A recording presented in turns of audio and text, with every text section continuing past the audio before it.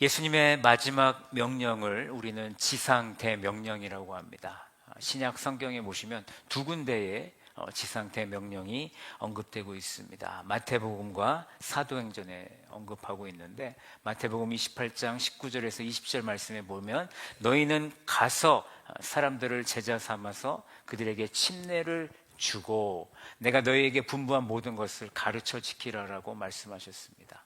사도행전 1장 8절에서는 성령이 너희에게 임하실 텐데 너희가 권능을 받고 땅끝까지 내 증인이 되라라고 예수님께서는 말씀하셨습니다. 예수님이 승천하신 후 성령이 임하셨고 제자들은 비로소 예수의 증인의 삶을 살아내게 됩니다. 바울은 다메섹으로 가는 중에 예수를 믿는 자들을 결박하러 가는 중에 예수 그리스도를 만나게 되었고, 또 그는 이방인에게 예수를 증거하는 삶을 살았습니다. 지상 대명령은 제자들과 바울에게만 주어진 명령이 아닙니다. 오늘 이 자리에 함께 예배드리시는 모든 성도들에게도 주어진 하나님의 명령인 줄로 믿습니다. 우리 모두에게도 적용이 됩니다. 예수 그리스도를 개인의 구원자요 주인으로 믿는 자들은 예수 그리스도를 전해야 하는 사명이 있다라는 것입니다. 우리 모두는 예수 그리스도의 증인인 줄 믿으시기 바랍니다. 우리 좌우 성도들에게 권면합니다. 당신은 예수의 증인입니다. 예수를 전합시다. 우리 서머나 성도들이 예수의 증인이고 우리는 예수를 전하는 그런 하나님의 귀한 자녀인 줄로 믿습니다. 바울이 고린도 교회를 처음 방문했을 그때를 떠올리면서 그들에게 어떻게 예수를 전했는지 오늘 본문에서 사도 바울은 우리에게 말씀해 주고 있습니다. 우리 서머나 성도들도 예수를 전할 때 바울처럼 해보기를 원합니다. 어렵지 않습니다. 결론부터 말씀드리면 우리도 할 수 있다라는 것입니다. 왜냐하면 우리의 능력으로 하는 것이 아니라 성령님이 함께 해주시기 때문에 가능하다라는 것입니다. 자, 그렇다면 첫 번째, 바울이 예수를 전하기 위해서 무엇을 했는지 나누기를 원하는데요. 첫 번째는 그는 갔습니다. 오늘 본문 1절 말씀을 보십시오. 바울은 형제들아 내가 너희에게 나아갔다라고 합니다. 사도행전 18장 말씀에 보시면 바울이 2차 선교 여행을 하면서 그리스 아덴을 떠나서 고린도에 이르렀음을 말씀해 주고 있는데, 바울은 고린도에 머물면서 세 부류의 사람들에게 갔습니다. 첫 번째는 믿음의 사람에게 갔습니다.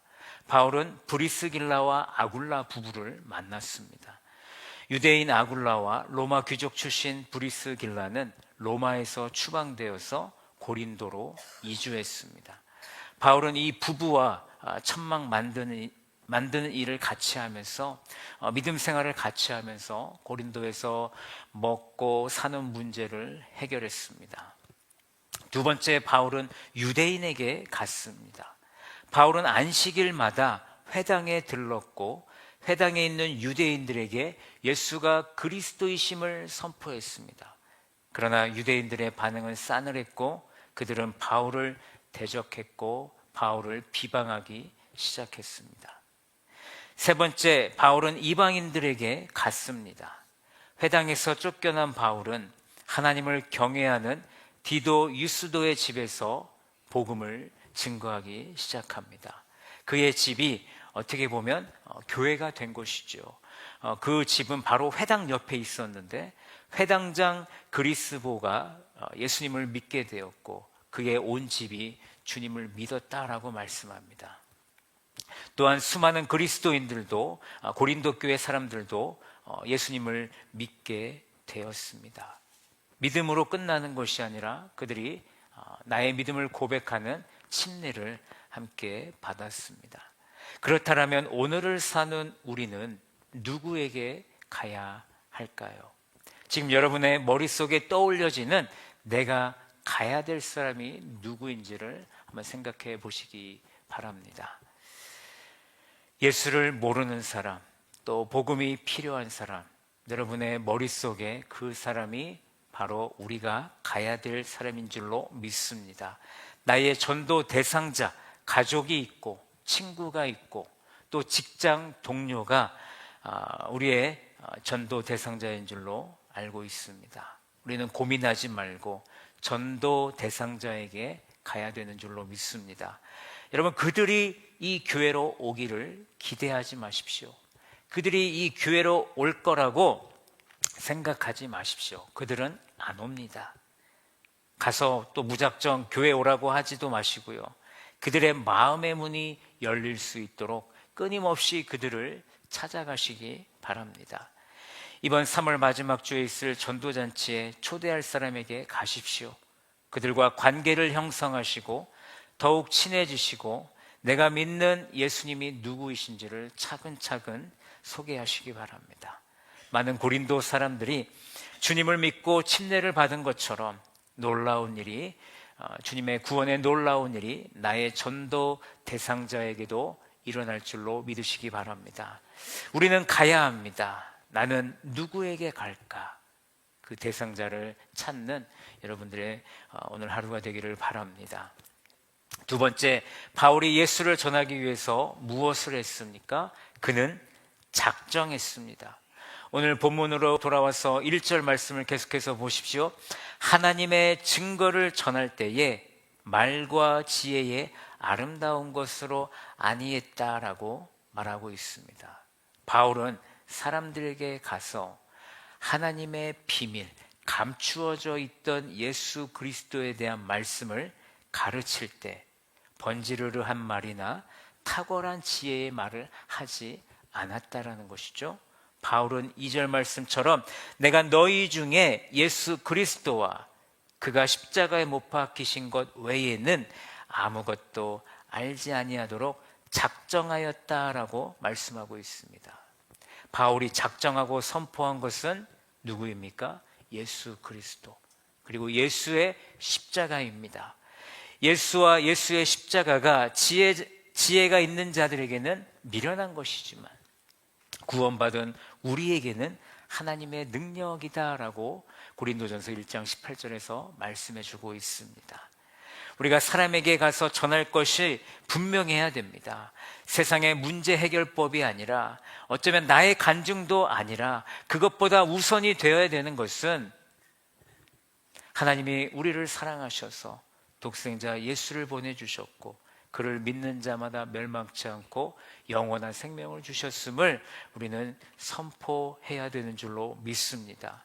갈라디아서 6장 14절 말씀에도 바울은 예수의 십자가를 자랑합니다. 그러나 내게는 우리 주 예수 그리스도 십자가 외에 결코 자랑할 것이 없다라고 그는 분명히 선포하고 있습니다. 여러분, 우리가 자랑할 것이 무엇입니까? 오직 예수 그리스도와 예수 십자가뿐인 줄로 믿습니다. 우리가 전도 대상자에게 가야 되는데 우리가 그들과 무엇을 나눠야 되는가? 여러분들은 무엇을 나누시겠습니까? 우리가 그들과 나눠야 될 이야기의 핵심은 예수 그리스도, 예수님이 누구이신지, 예수님이 왜 십자가에 달려 돌아가셨는지를 우리는 분명히 전해야 되는 것입니다. 여러분, 예수님이 누구십니까? 제가 조금 전에 요한복음 3장 16절 말씀 읽어드린 것처럼 예수님은 하나님의 사랑입니다. 예수 그리스도가 이 땅에 오셨기 때문에 저와 여러분들이 영원한 죽음에서 벗어나 영원한 생명의 길로 가는 줄로 믿습니다. 우리는 죽음으로 끝나는 것이 아니라 죽은 이후에 우리에게 주어진 삶이 있다라는 것입니다. 그것이 바로 우리 예수 그리스도의 능력인 줄로 믿습니다. 그분이 우리의 죄를 위해서 십자가에 돌아가셨고 또 부활하셨고 다시 살아나셨고 다시 부활하셨고 하늘로 올라가셔서 다시 오시겠다라고 약속하셨던 그 예수 그리스도의 십자가의 그 사건을 우리는 기억하며 우리의 몸도 훗날 부활해서 하나님의 나라에서 하나님과 함께 하나님을 찬양하며 기쁨의 삶을 살아낼 줄로 믿습니다. 그것을 전하는 우리들이 되어야 한다는 것입니다. 우리는 세상에 어떤 자랑을 그들에게 전하는 것이 아닙니다. 내가 어떻게 예수님을 믿었는지를 전하는 것이 아니라 예수 그리스도가 누구이신지를 먼저 전할 수 있는 우리 서머나 성도들이 되기를 간절히 바랍니다. 바울이 예수를 전하기 위해서 무엇을 했습니까? 첫 번째는 갔습니다. 두 번째는 작정했습니다. 마지막으로 그는 함께 했습니다. 3절 말씀에 내가 너희 가운데 거할 때라고 말씀하고 있습니다. 바울은 고린도 교회 성도들과 함께 했다라는 것을 말하고 있습니다. 바울은 고린도로 갔고 예수와 예수의 십자가만 전하기를 작정하고 그들과 함께하며 작정한 것을 전달했습니다. 그때 바울이 어떤 상태였는지, 그의 마음이 어떤 상태였는지를 우리에게 말씀해 주고 있습니다. 3절을 계속해서 보십시오. 그가 어땠습니까? 약하고 두려워하고 심히 떨었다라고 합니다. 여러분, 바울이 의외로 복음을 전하는 일에 있어서 자신이 없었고 자신이 전도자로서 적합하지 못함을 느꼈고 몹시 두려워하는 모습을 지금 우리에게 말씀해 주고 있는 것입니다. 우리가 알던 그 바울의 모습이 아니죠. 바울은 담대하게 예수님을 선포했을 줄로 우리는 알고 있었지만 오늘 바울의 모습은 약했고 두려웠고 심히 떨었다라고 말합니다.